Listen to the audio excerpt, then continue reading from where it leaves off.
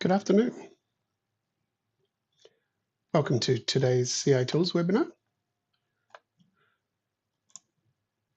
My name is Josh Osborne, and I'm the Product Manager for the CI Tools here at Central Innovation. And this is our weekly webinar that we run here to talk about the CI Tools. Just going to turn on my screen share.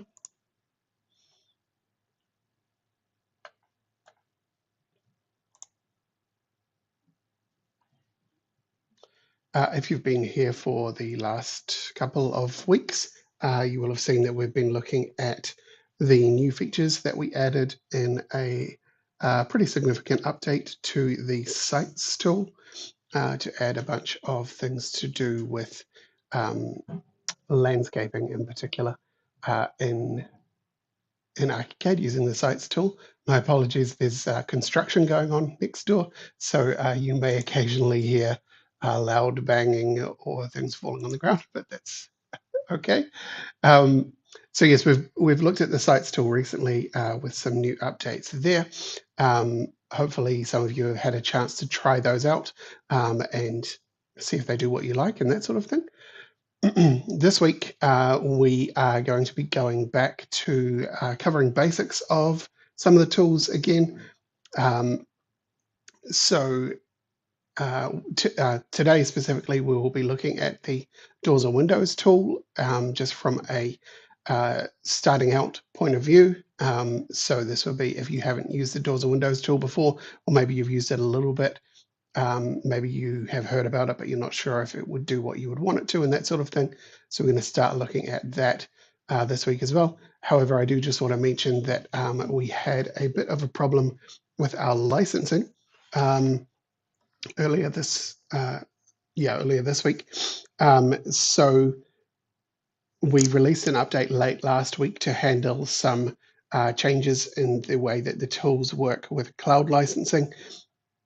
And due to that change, in some cases, people using cloud licenses were unable to get access to the CI tools. You would try to use the tools and it would say that you didn't have a license available. If you are affected by that problem, if you have tried using the tools and you're using an ArchiCAD cloud license, and that is a problem for you, the workaround is just to sign out of your Graphisoft ID and sign back in again, and that will fix the problem. We will be releasing an update for the tools, hopefully tomorrow morning NZ time, which will fix that problem as well. So if you haven't hit that problem or you just haven't hit it yet or something like that, then it will be fixed tomorrow. So you don't need to worry if you haven't seen this that maybe it'll creep up on you or anything. It will be fixed in an update tomorrow. But if you are having the problem at the moment and you haven't already talked to us about it, you can fix it by just going to the Help menu in ArchiCAD and going to Sign Out here. That will sign you out of your Graphisoft ID. It will tell you that you need to restart ArchiCAD to do that. Once you restart ArchiCAD, you can sign back into your Graphisoft ID, and then when that is done, the CI Tools activation will work properly. In most cases, you won't have this problem. The only time that it happens is if you have signed into your Graphisoft ID in an older version of ArchiCAD, so before ArchiCAD 28, and the sign-in is still being remembered from that old version, and it seems like what it needs is that ArchiCAD wants a new fresh login in ArchiCAD 28 itself to be able to send us that cloud license information properly. So that's why it requires the sign out and sign in. But yeah, if you haven't come across the problem, just don't even worry about it. And if you have come across the problem, just go to Help, sign out. It is going to ask you to restart ArchiCAD, although it won't just immediately kill your project. It will ask you to save first. But yeah, just save your project, go to the sign out option. Once ArchiCAD's restarted, sign back in again, and you should be away. If you have any additional problems with it, though, please do contact our support desk by emailing nz.support@centralinnovation.com and just describe what it is that happened and mention that you have a cloud license there, and we'll be able to help you out as soon as we possibly can. Yeah, and our apologies again for the hassle as well. We know that it's frustrating to not be able to get in. So please do get in touch if you are having additional problems due to that so that we can get you sorted out. All right, with that out of the way, we're going to have a look at the Doors and Windows tool. As usual, if you have any questions during this webinar, please just enter those in the chat panel in either YouTube or Vimeo, wherever you're watching this, and I will answer those online if I can do at the end. We're going to be using ArchiCAD 28, although because we're just covering sort of the basics, there's not going to be anything in this that is specific to ArchiCAD 28 necessarily. There will be some things with model view options, but we probably won't cover those in today's session. So the Windows and Doors tools. Why would you want to use these? First of all, what are they and why would you want to use them? So our Windows and Doors are designed to essentially make it so that you don't have to go find any other window or door objects. I don't know if I'll say that you'll never have to, but in 99.9% of cases, you won't need to. Our windows and doors should be able to do most things in most cases. They are objects that have been made to be as flexible as possible. They also have a preset style system built into them, meaning that you can pre-set up a bunch of these very customizable and flexible windows and doors to the type of windows and doors that you use. You can set those up in advance and then never have to go back and change the settings again effectively. They work kind of like a favorite, only they have a bit more extra flexibility, which we'll look at shortly. So yeah, but that's the main idea, is to just give you a lot of flexibility as to how your windows and doors work, and to hopefully make it quite easy to introduce that flexibility as well via the interface. So we're going to have a look at creating some windows and some doors today. We're not going to go through all of the settings. I just want to give you a general idea of how the tool works and that sort of thing. Oops, excuse me. So first of all, let's start with the windows. So I've got one selected here.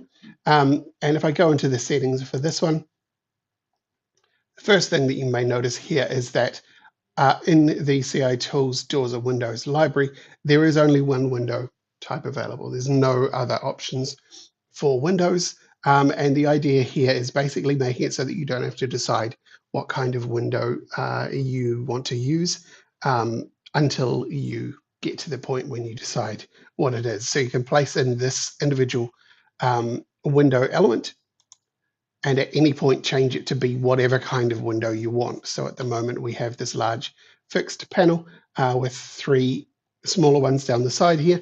If we wanted to change that to sliding windows, if we wanted to change it to have 4 panels or no panels on the side at all and just one big panel, we can do all of that inside this single object. We don't have to switch out to different objects to do that. And the door tool works in a similar way. There are a couple of other door options just because of different types like garage doors and that sort of thing, which we'll cover. But the idea here is that you have one object that does all of the different types of things you might want to be able to do. And the main way that you do that is via what we call the glazing panel layout. Now, the way this works is essentially it gives us a sort of a schematic view of what is happening inside our window that we're working on. So you can see at the moment we have this simplified view of what's going on with little icons showing what each thing is. So you can see on the left we have this large fixed pane here, which is what you're seeing represented here. And then on the right we have an awning window selected. You can see there's 3 of them there, which looks like it doesn't match here. However, once we select this, we can see the reason for that is because it's set to form a grid of 3 by 1. So you can make repeating panels quite easily by just setting up repeating numbers of rows or columns there as you go. And at any point we can add or remove panels from our window. So we could say that actually we don't want to have this awning on the side. We'll delete that, which takes us back to a single large panel. We can select that and then say, we'll hit the plus button to create a copy of it. And then we'll create copies of each of those. So we now have 4 panels. Now we could select the middle two and say insert a panel below, and that will give us some smaller panels below those two panels that we had selected. And now we can go to the outside two, deselect these bottom two here. Excuse me. And now we'll insert a panel above, and the same thing will happen, only above this time. So we can quite easily build up a quite unusual set out, as you can see, just by changing things as we go. We can also go through now and change what type of panels these are. So we could say that the top two, those are both awning windows, and the bottom two, those will both be, let's go with sliders on those. So we've got some smaller sliders on the bottom, and everything else is a fixed panel. We also have options to adding rows to the top and the bottom as well. So rather than inserting just a single panel underneath everything else, we can also say that we want to have a row running across the entire bottom panel. It's kind of like an overlight in a way. And we can do it to the top as well. So we could say insert a top row and get the same sort of thing. It will compress everything else inside of it, obviously, which is why it's looking a little bit cramped in there now. So we can go through and remove that again if we choose, if we decide that we didn't want that. And you can do this at any point with any other panel as well. So if you decide that the middle should actually only be one panel, we can just go through and select this one and go down to one panel. So we've got our single panel with the slider still on the bottom there. And we can also remove one of the sides as well if we like also. So let's say that we delete this side here, and then we also decide that these will both be fixed panels now, and that on the right, the lower panel is actually going to be a doorway. So go right down to the bottom of the panel types and choose the door option here, and that gives us a door inside that panel there. So you can see it's quite configurable, and you can get it to do all sorts of different things that you might want to be able to do. Once you do have the door selected as well, you can fully control the way that the door leaf works and that sort of thing as well. So you're not losing out on door functionality by putting a door into a window there. Obviously, there is a door tool itself, which might be better in a lot of cases. But if you have a large sort of window unit and you just want to put a door into it, you can do that here using the window tool as well. Once you're happy with the set out of your window, I'm just going to change this back to an actual window, actually. We'll go for a fixed panel there. The other thing that we can do is we can change the shape that we have here. So I'm just going to duplicate that one so we have a little bit more interest going on there. And we're going to go to the shape settings here. And this will let us control, as you can probably guess, the shape of the window. And the two settings for that are the head shape and the sill shape. So we have a bunch of different options available here, and these will just do exactly what they sound like. So I won't go through all of them. We could put an arch top on the windows. And once we do that, we get control over how the arch works. So we can have an inset from the edges. So the A or B values will let us put an inset in. So we could say 200 inset on the left-hand side, and it will do that. The C and D values control the drop from the top that the curve actually is, so the 338s at the moment. But we could say that D actually was a much shallower drop, and we will get that going on there as well. So you can see that modifies the curve to look this way instead. We can also modify the sill shape in much the same way. So we can go through and say, actually, the base of this window is rounded corners, and we can control the settings again similarly here. So in this case, the A and B values and the C and D values are just the size of the inset from the edges of the actual curve itself. So we're stepping in 300 mils from the edge on both sides, and 225 upward from the base on both sides here. So you can go through and apply as many of these as you need to make unusually shaped windows. We also have the option to do a stepping option, which, as you can see here, will apply a stepped drop down on the top shape across each of the columns that are available in our glazing tab. So you can see each of those individual vertical sections has its own stepped shape now. And we can also define what the drop is on each of those parts as well. So there's 0 drop at the first one, it's full height. Second one drops 300, then 600, then 900, and so on. We don't have 5 sections in this, so it won't go all the way to the end there, but if you did, it would just keep going that way. And you can do the same for the base as well there. You can choose the stepped option also.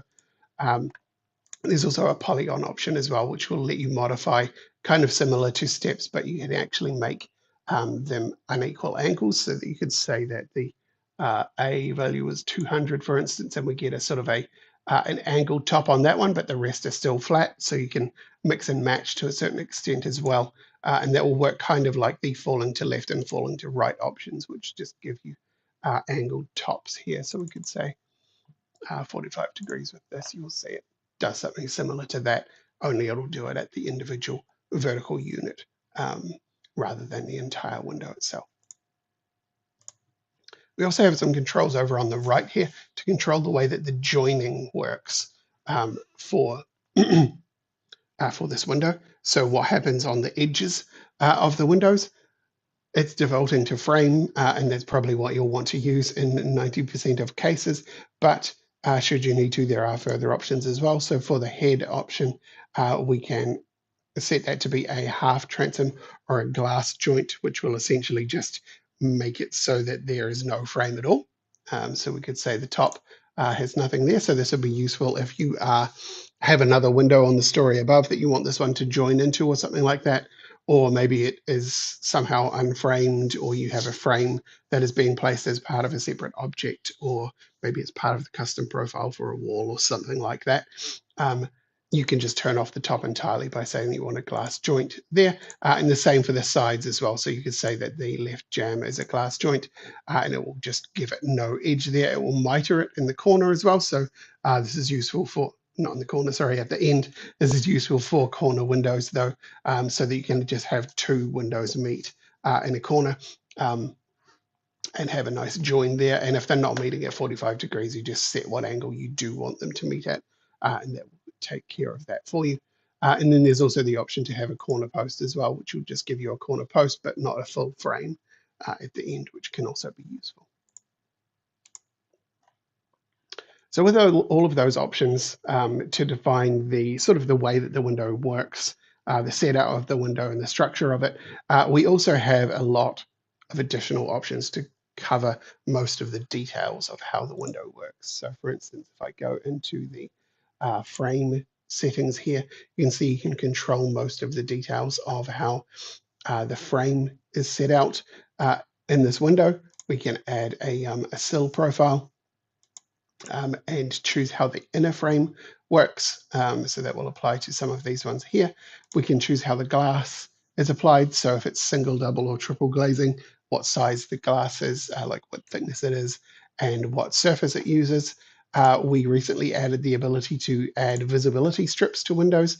So if you need these to have an indicator of where they are, you can put those on as well. You can choose the height that they're placed at and that sort of thing, and it will just draw those onto the window for us. You can use generic, which will just place a rectangular strip stuck onto the window essentially, or you can use a custom profile and create your own shape. So we could go in here and say, I don't have one preset, but you could make a shape, say, of some text saying Jeff's Architecture Company or something like that, and stick that on the top. If we choose one of these, you'll be able to see what it does, though it'll just repeat that across, and you can choose how the repeating works and all of that sort of thing as well. So that can be quite flexible if you want to do that. Otherwise, just using generic will give you a strip, which in a lot of cases is probably all you need. And you can see that that is applying to the elements that I have selected here. Obviously, it's only because it's at the height of 1,000 above sill. We don't get them on the bottom 2 panels because they aren't that high, and we don't get them on the side 2 panels because those aren't selected. So if I deselect these guys and select these ones instead, we could say that these ones also have this, but these ones need to be 700 high for some reason and 200 wide instead, and we'll get the same thing going on with the visibility strip, but with different settings. So you can have it work differently on different panels as well. So that should give you plenty of control for any requirements that you have for showing those. We call them manifestations in some cases here, I think, as well. But this is handling those. We can add glazing bars to the windows quite easily. So we could just select a couple of the windows and say these two on the top row here, let's add an edge grid around them, and it will just draw those glazing bars on it for us. Nice and easy. We can control how the bars work and where they're drawn to and that sort of thing. We can have exterior trims created as part of the windows. So we've got the option to have head moldings, jamb moldings, exterior trims overall, and sills. So we could say at the head height, let's add a colonial profile, and that will draw that on there. Makes it so that when you cut through this with a section, it'll look nice as well. Jam moldings work the same way. We can choose what we want to apply there and just apply it. Same for exterior trim and for sill. So we could come through here and say, I want a half round front sill, and it would drop a sill on the front there. We can tell it if it wants to be separated up into bricks or if just being a solid as well. Got options for the jam liner and the interior sill here as well. So you can turn on the interior sill and set up how you want that to work and choose how it looks.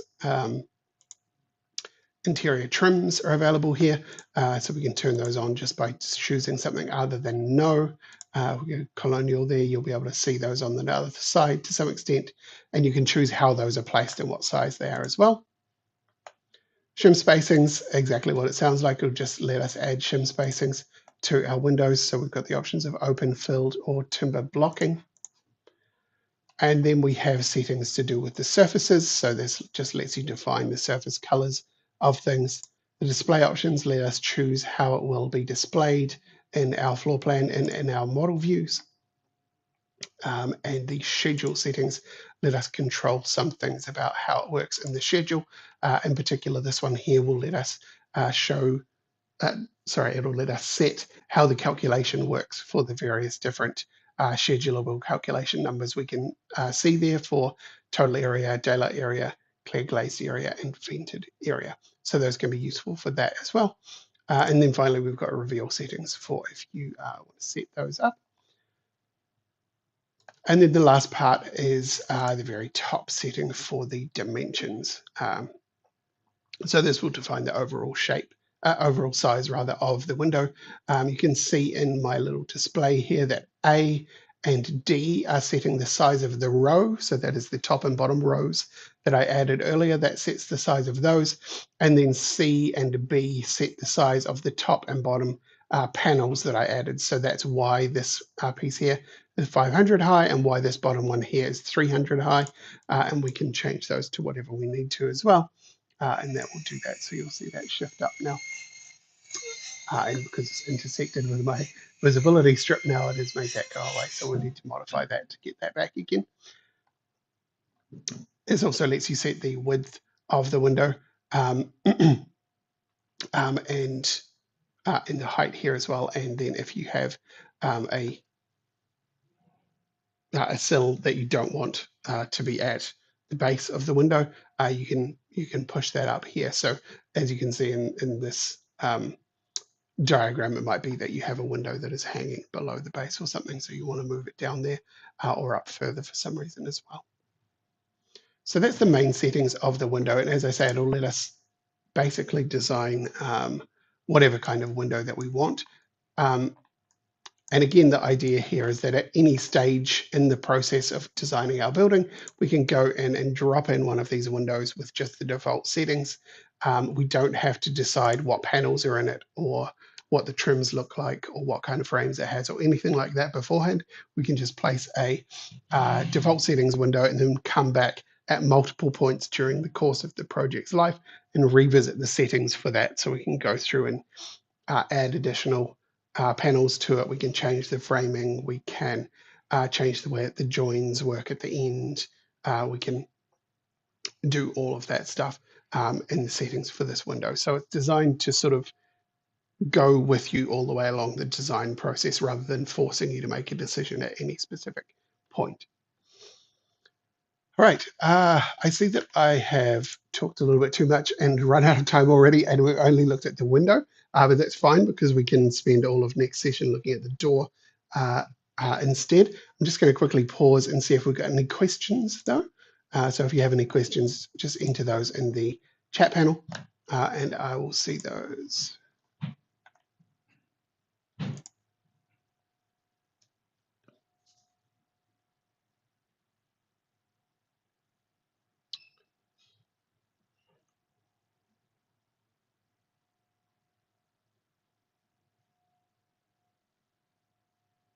All right, so we've got a couple of questions. So the continual refresh of the settings dialog, uh, yes, as you suspect, it is a Windows only thing where it needs to constantly redraw the settings. We are trying to make that a little bit less odd looking, but yeah, that's the reason mine isn't doing that, is because I'm working on a Mac at the moment.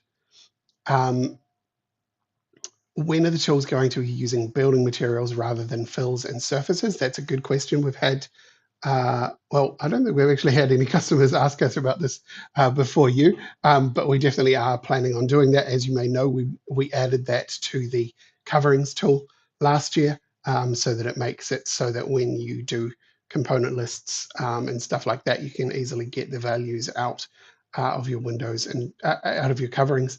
And so it would make sense to be able to do it with windows and doors and cabinets and all of the other types of elements that we have as well.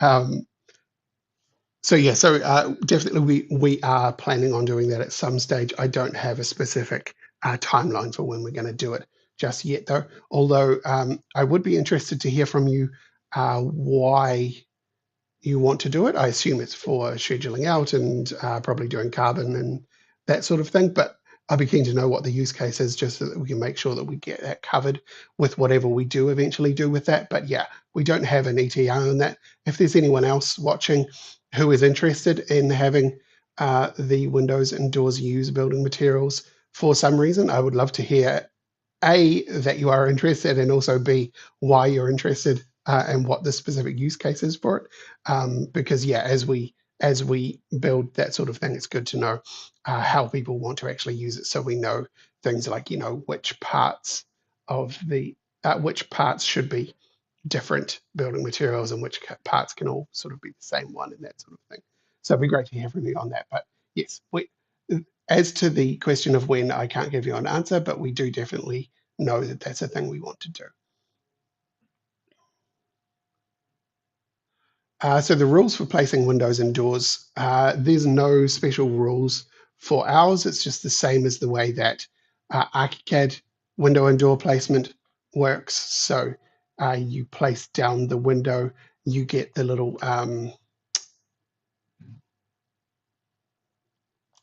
just go back over to this here,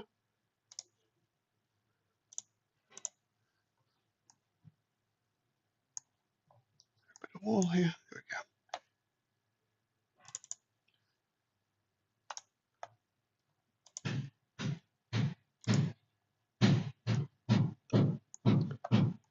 So you move the window over your wall, and as you can see, we've got this little sunshine icon showing us where the outside, or yeah, what the window thinks the outside is going to be.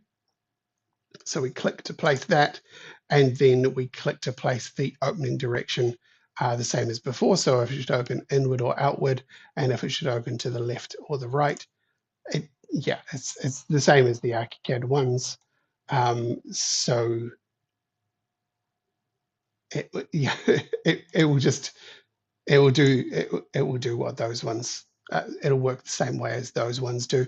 I know that in some cases there can be weird situations where, say, you've placed a window in a wall, but then the wall is being mirrored, and so things can get a little bit weird as to what is the outside and that sort of thing. Quite often doing a flip will sort that out. So if you select your window or door, it's probably more important for doors in most cases, actually.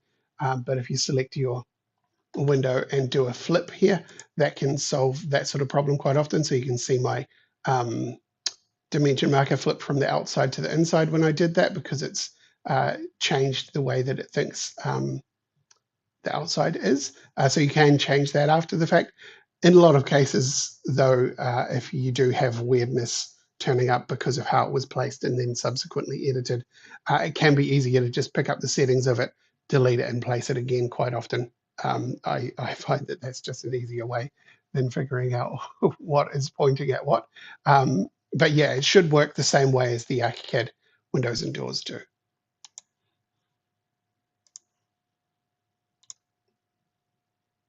All right, well, thanks for your time, everyone.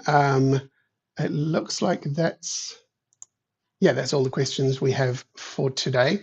As I say, if you do have any further comments about the building materials thing, I would love to hear from you. Thank you for your comments so far. It's very helpful. And if you have any other questions about Windows and Doors, or about the CI tools in general, or just about ArchiCAD, you can send those through to nz.support@centralinnovation.com. That will make its way through to us, and our support team can help you out, or they can forward it on to me and I can help out, hopefully.